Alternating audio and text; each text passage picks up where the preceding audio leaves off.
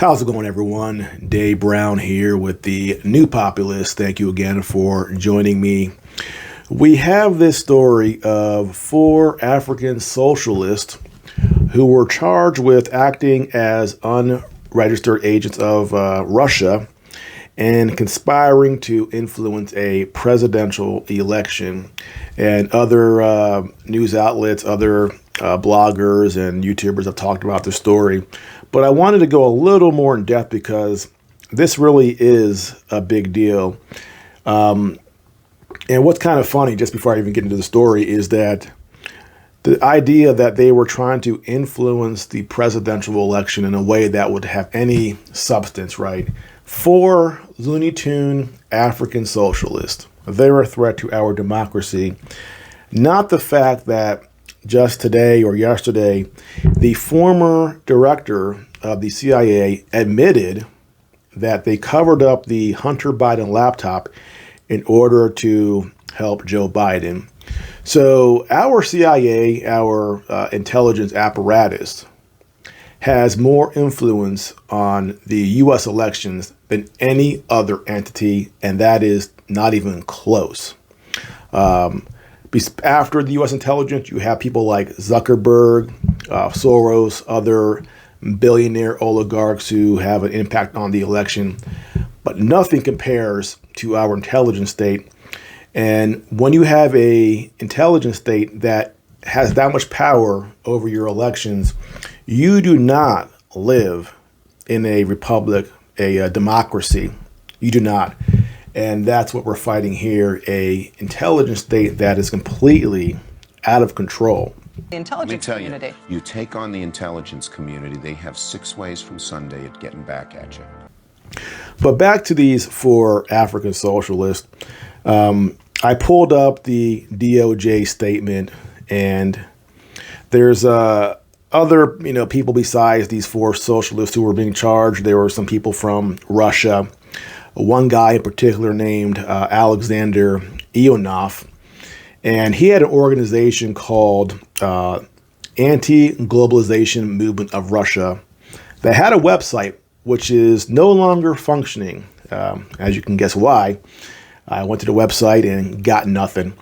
But he was indicated as being the person who was interacting with these radical socialists.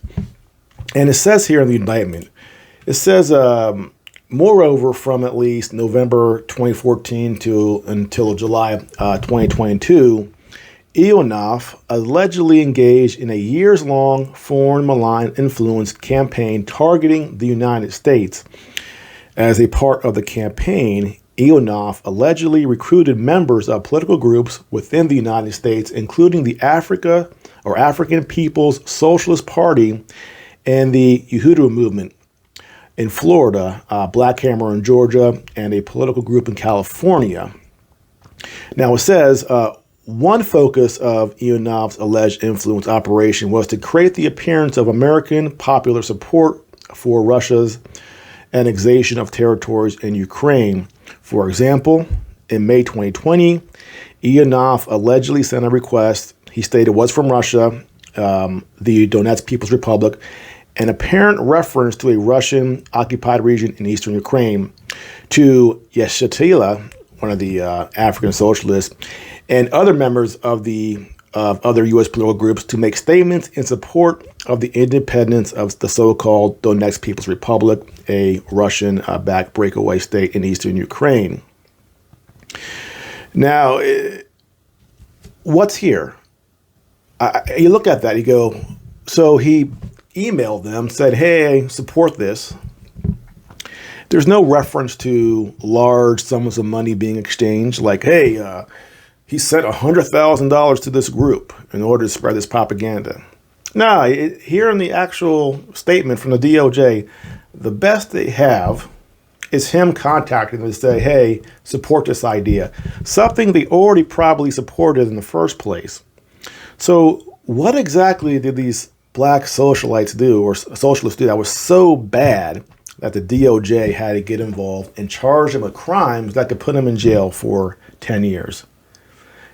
Nothing really here. And what's really annoying, and I've mentioned this in the past, is we have this idea that anybody else, China, Russia, Iran, anyone coming to the United States or communicating ideas to our citizens from those countries is interfering in our democracy. We went nuts in 2016 because of Russian interference. Yet, the United States regularly interferes in the democracies of other countries.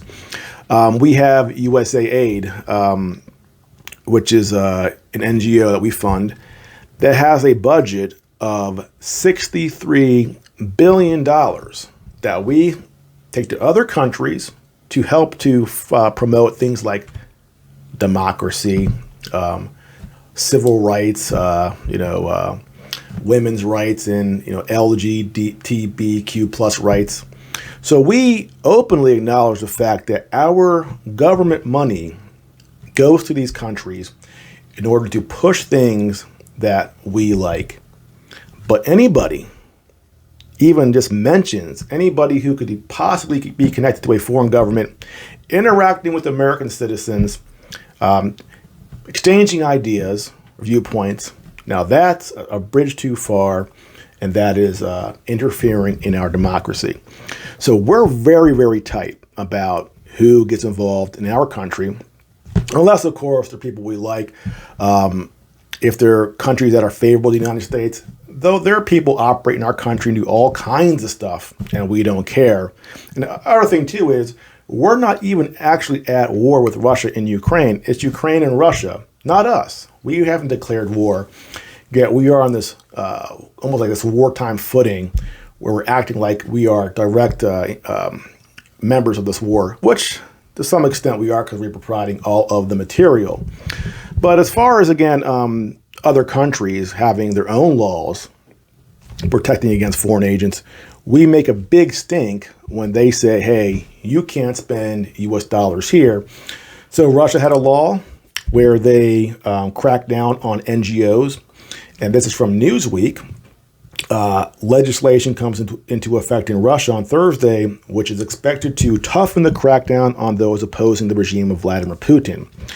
In July, the Russian president approved amendments to the so-called foreign agent law, which right groups have said was being used as a tool to suppress dissent. So when Russia does it, what we're doing now, they are suppressing dissent, and it's going against civil rights. But when we do it, it is protecting against democracy. And let me again bring up Georgia, who recently had all these riots because there was a proposal for a law that if a foreign media source received 20% of their funding from the United States, they had to report themselves as a foreign agent. And there were riots there. It was riots backed by the United States. And again, was this law so ridiculous when we're throwing people in jail just for communicating with people from Russia over their viewpoints? And so then again, USAID, Georgia, we have spent $1.8 billion there since 1992. U.S. dollars, U.S. government in Georgia. And so Georgia responds back recently because of this war. It says, hey, if you get too much money from the U.S., you got to report it. Oh, my God. That is an attack on democracy. And that bill, that law, was shut down, which was part of our plan, obviously, because we want to use Georgia next as a proxy against Russia. So it's frustrating to look at this hypocrisy. And I guess the reason that Americans or our government can have this hypocrisy is because they have this belief, I think it's sincere too, that we are the exceptional, the good guys, and everyone else that doesn't cooperate, they are the evil empire.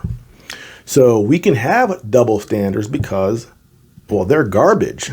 You can if you're the good guys, you can hold yourself to a different standard, but not Russia, not China, not other countries that challenge our power and call us out. So this, again, this law is a huge deal. And, sorry, not this law, but this indictment charging these people is a huge deal. And if they get away with this, again, this is only going to get worse. What next? If is somebody simply voicing an opinion against this war, is that enough at some point to be operating as a unregistered Russian agent, even if you aren't in contact with anybody from Russia? And if you are in contact with someone from Russia, they claim that person is a agent of the Kremlin. They can make the allegation, and how can you prove otherwise in court? You might be screwed. And this might come as a shock to Americans, to people who are anti-Russia. There are people in Russia, listen carefully, who love their country and like their government and support their government and their country and are not being paid to do so by the Kremlin. Yes, there are people who don't like the United States, who don't want our way of living, but we pretend that in Russia and in China, there are all these people just waiting to become Americans if only they had the freedom, if only their repressive governments would give them space. They have deep down inside themselves an American waiting to pop out. That's our thought process here. But no, there are people in China, in Russia, who are patriotic and do not need to be paid by their governments in order to push certain ideas. Mind blown. Yeah. Again, this comes back to our arrogance in the United States, where we think we are the exceptional country and everyone else is oppressed and just dying to become Americans. So let's keep an eye on this case and see where it goes. See if there is a successful prosecution. Of course, this was an indictment from the grand jury, and we know anybody can be indicted in front of a grand jury. It's very easy. They just got Trump in New York over nothing. So let's see if this actually follows through and see if an actual jury convicts them. And if that happens, that should be a scary thing for all Americans. And the irony will be that we're accusing other countries of being totalitarian when we ourselves are the totalitarian country. Ironic, right? Well, that's it for now. If you are new to my channel, please like and subscribe, and I'll see you next time.